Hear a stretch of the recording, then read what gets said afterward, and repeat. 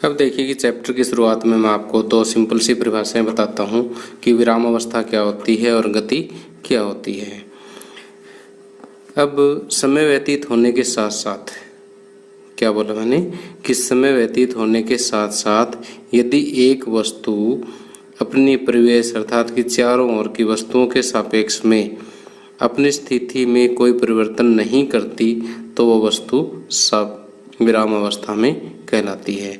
For example कि जैसे मान लीजिए ये एक पेड़ है, ये मान लीजिए बिजली का खंभा है, ये दो मकान बने हुए हैं। तो ये पेड़ क्या है कि आज मान लीजिए 2 मीटर की दूरी पर है इस बिजली के खंभे से, यहाँ से ये 3 मीटर की दूरी पर है, यहाँ से ये 3.5 मीटर की दूरी पर है। तो यदि हम समय व्यतीत होने के साथ साथ कल परसों जब भी देखेंगे तो ये दूरी उतनी ही रहेगी। ये अर्थात कि पेड़ जो है अपने परिवेश के सापेक्ष में समय के साथ साथ अपनी स्थिति में कोई बदलाव नहीं कर रहा है, इसका मतलब पेड़ विराम अवस्था में है। ओके। और अगर पेड़ की जगह अगर कोई चलती हुई कार हो तो हम देखेंगे कि समय के साथ साथ कार क्या है, अपनी पोजीशन को अपने परिवेश के सापेक्ष में चेंज कर रही है, बदल रही है। तो इसका मतलब कार क्या है, गति अवस्था में है, मोशन में है। ओके। तो हम ये कहेंगे कि समय व्यतीत होने के साथ साथ जब कोई वस्तु अपने परिवेश के सापेक्ष में अपनी स्थिति में परिवर्तन करती है तो वो गतिशील कहलाती है, और अन्यथा वस्तु क्या कहलाएगी, विराम अवस्था में कहलाएगी। ओके। अब गति और विराम ये दोनों अवस्थाएं जो है ये सापेक्ष अवस्थाएं कहलाती हैं। सापेक्ष का मतलब है कि ये हमें किसी न किसी एक फिक्स पॉइंट के साथ कंपेयर करनी पड़ती हैं। ओके। अब जैसे मैं आपको एक बहुत ही सिंपल सा उदाहरण दे के समझाता हूँ कि जैसे हम किसी वस्तु को छोटा या बड़ा तभी कह सकते हैं जब हम इसको किसी के साथ कंपेयर करें। फॉर एग्जांपल ये लाइन है, मैं कहता हूँ कि ये लाइन सेगमेंट जो है, एक रेखाखंड जो है, ये बड़ा है कि छोटा है। जब तक इसके साथ कोई और रेखाखंड नहीं होगा तब तक हम ये नहीं कह सकते कि छोटा है बड़ा है। अब देखिए मैं यहाँ पर एक और रेखाखंड खींच देता हूँ, अब हम कह सकते हैं कि ये वाला रेखाखंड बड़ा है। ओके। और अगर मैं इसके सापेक्ष में इसको लूँ तो ये छोटा हो जाएगा। ठीक। तो जैसे बड़ा और छोटा जो है ये सापेक्ष टर्म है। ठीक। ओके।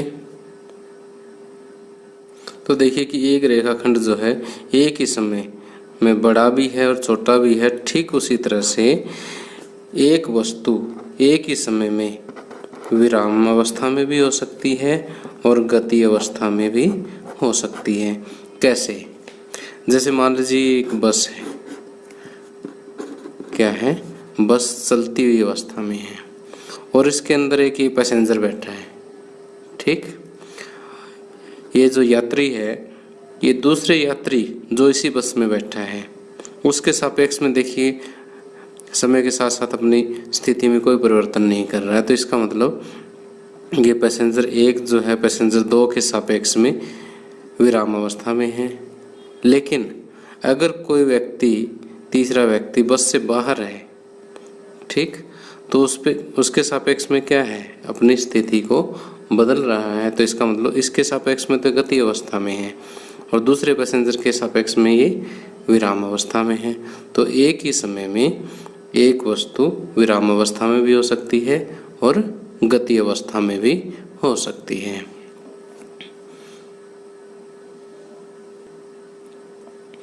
तो देखिए कि विराम और गति दोनों क्या है, सापेक्ष अवस्था है कि एक वस्तु एक ही समय गति और विराम दोनों अवस्थाओं में हो सकती है। उदाहरण के लिए गतिशील ट्रेन में बैठा एक व्यक्ति उसी ट्रेन में बैठे दूसरे व्यक्ति के सापेक्ष में विराम अवस्था में है, परंतु पृथ्वी पर खड़े व्यक्ति के सापेक्ष में वह गतिशील है। ओके।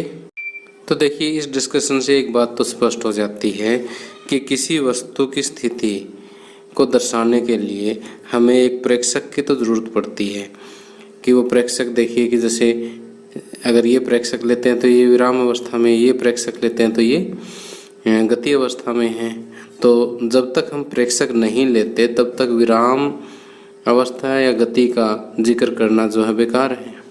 यानी हमें प्रेक्षक की तो आवश्यकता होगी होगी, बिना प्रेक्षक के हम विराम या गति अवस्था की बात करें तो अर्थहीन होगी। ओके, तो देखिए कि किसी वस्तु की स्थिति को दर्शाने के लिए हम दो चीज़ों का प्रयोग करते हैं। एक तो समय मापने के लिए तो घड़ी, ठीक, और इसकी स्थिति जो है किसी फिक्स पॉइंट के रेफरेंस में लेते हैं। तो उसके लिए हम जो है म्यूचुअली परपेंडिकुलर कोऑर्डिनेट यानी जो है एक समकोणिक निर्देशांक निकाय का प्रयोग करते हैं, जिसमें 3 एक्सिस होते हैं, एक्स एक्सिस, वाई एक्सिस और जेड एक्सिस। ओके, और उसका जो मूल बिंदु होता है उसके रेफरेंस में जो इसकी स्थिति हम माप लेते हैं। तो इसके बारे में मैं थोड़ा सा बता देता हूँ कि जैसे 10वीं कक्षा के गणित में हमने पढ़ा था, इस तरह से हम 2 एक्सिस लेते थे, एक्स एक्सिस और वाई एक्सिस, और यहाँ पर अगर कोई बिंदु होता था तो उसका हम एक निर्देशांक लिखते थे इस तरह से कि जैसे मान लीजिए ये दूरी ए है और ये दूरी बी है, तो यहाँ से ये ए और बी इसके निर्देशांक हो जाते थे। ठीक उसी तरह से अब 2 एक्सिस के बजाय तीसरा एक्सिस जो है यहाँ से इस तरह से ऊपर की तरफ परपेंडिकुलर ले लेते हैं, तो ये तीनों जो है एक दूसरे पर समकोण है। तो इसको हम कहते हैं कि समकोणिक निर्देशांक निकाय। ओके, जिसमें 3 एक्सिस होते हैं, एक्स एक्सिस, वाई एक्सिस और जेड एक्सिस। अब देखिए कि ये समकोणिक निर्देशांक निकाय और ये घड़ी, ये दोनों मिलकर के जो किसी वस्तु की स्थिति को निर्धारित करते हैं, तो ये दोनों चीज़ें जो है मिलकर के क्या कहलाती है? निर्देश तंत्र कहलाती है। क्या कहलाती है? निर्देश तंत्र या frame of reference. Frame of reference. Okay, तो देखिए फ्रेम ऑफ रेफरेंस क्या होता है कि किसी कण की स्थिति को दर्शाने के लिए हमें किसकी आवश्यकता होती है? एक निर्देश तंत्र की आवश्यकता होती है। और इसके लिए क्या करते हैं हम? एक तो समकोणिक निर्देशांक निकाय, यानी एक ऐसा निर्देशांक निकाय जिसमें 3 एक्सिस एक दूसरे पर समकोण हो, उसको समकोणिक निर्देशांक निकाय कहते हैं। और समय मापने के लिए एक घड़ी। ठीक, अब ये घड़ी सहित निर्देशांक निकाय जो है ये क्या कहलाता है? निर्देश तंत्र कहलाता है। ओके, और जैसे हम 2 डायमेंशनल ज्योमेट्री यानी जो 10th क्लास की ज्योमेट्री से तो परिचित है ही, उसमें 2 निर्देशांक यूज करते थे, एक्स और वाई। अगर ये बिंदु की स्थिति चेंज हो जाती है तो निर्देशांक चेंज हो जाएंगी। ठीक उसी तरह से यहाँ पर तीसरा निर्देशांक और आ जाएगा। तो अगर मान लीजिए किसी वस्तु की स्थिति चेंज होती है तो कम से कम एक निर्देशांक तो अवश्य ही चेंज होगा। ठीक, तो जब किसी वस्तु का एक या उससे अधिक निर्देशांक जो है समय के साथ साथ परिवर्तित होगा तो वस्तु गतिमान होगी, अन्यथा जो है उस निर्देश तंत्र के सापेक्ष में वस्तु क्या होगी? विराम अवस्था में होगी। ओके, अब हम बात करते हैं यांत्रिकी क्या होती है या मैकेनिक्स क्या होती है। कि मैकेनिक्स वास्तव में भौतिकी विज्ञान की एक शाखा है जिसमें कम गति वाली वस्तुओं का हम अध्ययन करते हैं।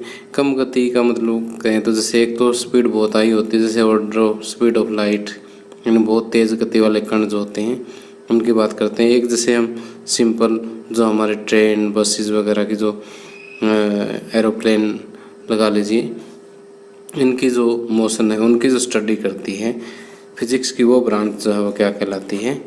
यांत्रिकी कहलाती है। और यांत्रिकी के मुख्य रूप से 3 पार्ट हैं। एक तो स्थितिकी, दूसरी शुद्ध गति विज्ञान और तीसरा गति विज्ञान।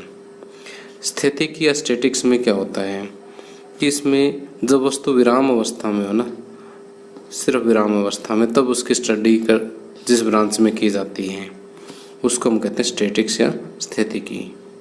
ओके, और शुद्ध गति विज्ञान में हम क्या करते हैं? गति का अध्ययन तो करते हैं लेकिन गति के कारण का अध्ययन नहीं करते।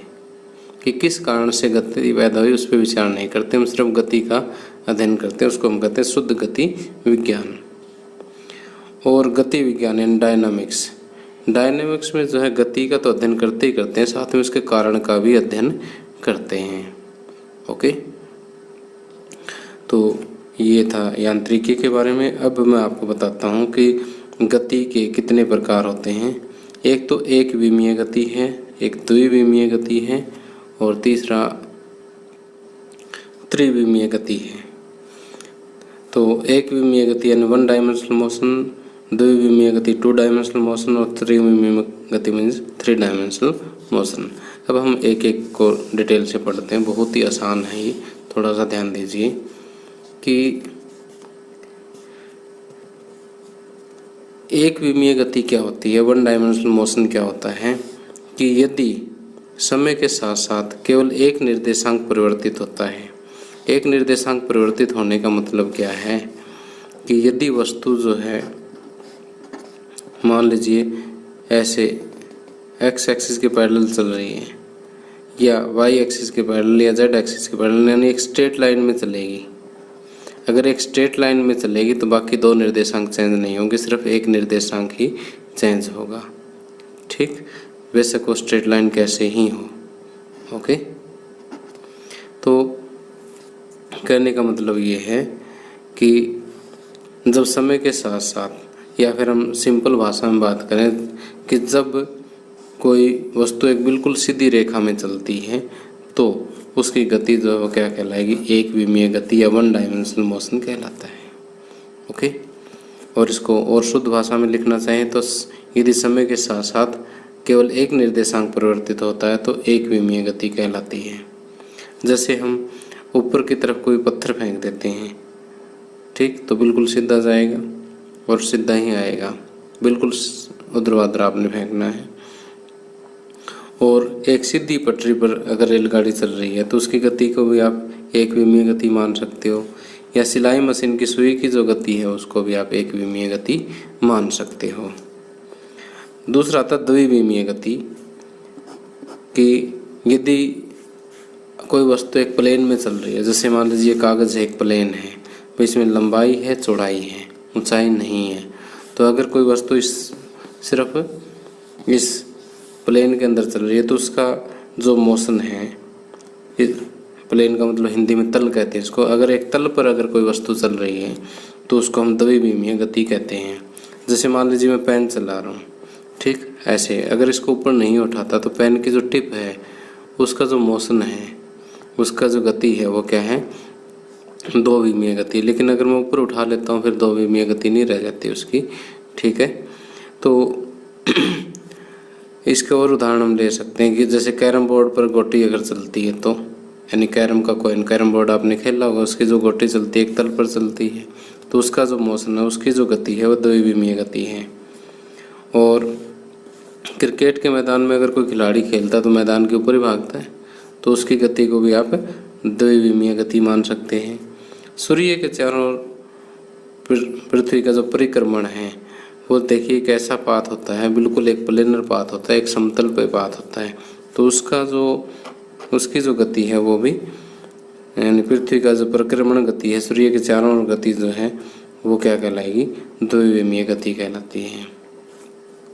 तो जब 2 निर्देशांक चेंज होते हो या वस्तु एक तल पर चल रही हो तो जो वस्तु की गति है वो क्या कहलाएगी, द्विविमीय गति कहलाएगी।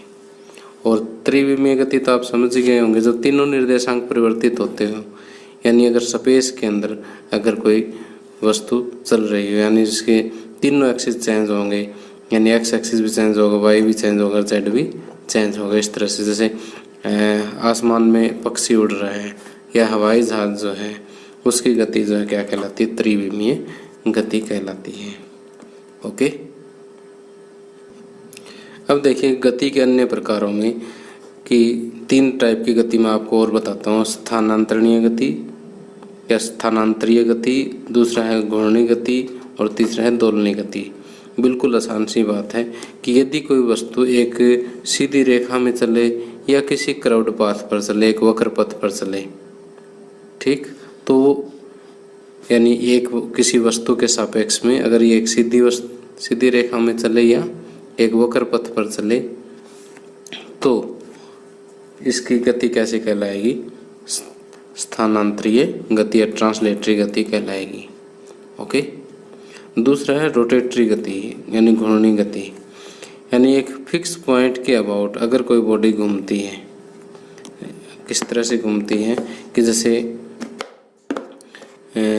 मान लीजिए इस तरह से यूँ फिक्स पॉइंट के अबाउट कि इसका घूमने वाली वस्तु का प्रत्येक कण क्या है, इस तरह से सर्कल बनाएं यूँ, ठीक, कंसेंट्रिक सर्कल। जैसे मान लीजिए बिजली के पंखा जो है एक फिक्स अक्ष के अबाउट इस तरह से घूमता है, ठीक। तो इस तरह की जो गति है वो क्या कहलाएगी? घूर्णी गति कहलाएगी। जो कि ट्रांसलेटरी मोशन में क्या होता है कि इसके जो पार्टिकल है वो इस तरह से पैरेलल पाथ है, उसका जो पाथ होगा पॉइंट्स का, डिफरेंट पार्टिकल्स का, वो क्या होगा? इस तरह से पैरेलल पाथ होते हैं, उसके समांतर रास्ते होते हैं। ओके। जो कि घूर्णी गति के अंदर इस तरह से जो है एक फिक्स एक्स के अबाउट जो है बॉडी घूमती है। ओके। और दोलन गति में क्या होता है कि एक फिक्स मीन पोजीशन इसको हम कहते हैं, उसके टू एंड फ्रो यानी आगे पीछे इस तरह से बॉडी कंपन करती है और ऐसी गति जो है क्या कहलाती है? दोलनी गति कहलाती है। इसको ऑसिलेटरी या वाइब्रेटरी मोशन भी हम कहते हैं। वाइब्रेशन मीन्स कंपन होता है और इसको कंपन गति भी हम कह देते हैं, ठीक। तो तीनों प्रकार की गतियों की मैंने बिल्कुल सिंपल सी भाषा में यहाँ पर परिभाषा लिख दी है। स्थानांतरीय गति क्या होती है? एक सरल रेखा या वक्र पथ के अनुदिश हो सकती है, जैसे किसी स्थिर वस्तु के सापेक्ष में एक कार की गति होगी। और घूर्णन गति में जब दृढ़ पिंड किसी शिथिल अक्ष के परित मतलब चारों घूर्णन करता है तब पिंड की गति जो है वो क्या कहलाती है? घूर्णन गति कहलाती है। जैसे छत के पंखे की गति होगी। और दोलन या कंपन गति क्या होती है? जब कोई कण अपनी माध्य स्थिति, जैसे माध्य स्थिति है बीच की जो स्थिति, इसके अगर आगे पीछे अगर कोई चीज़ घूमती, जैसे मान लीजिए कि दीवार घड़ी का जो पेंडुलम है उसकी गति हम मान सकते हैं कि कंपन गति है। तो प्यारे बच्चों, इसी के साथ ही लेक्चर समाप्त होता है। अगले लेक्चर में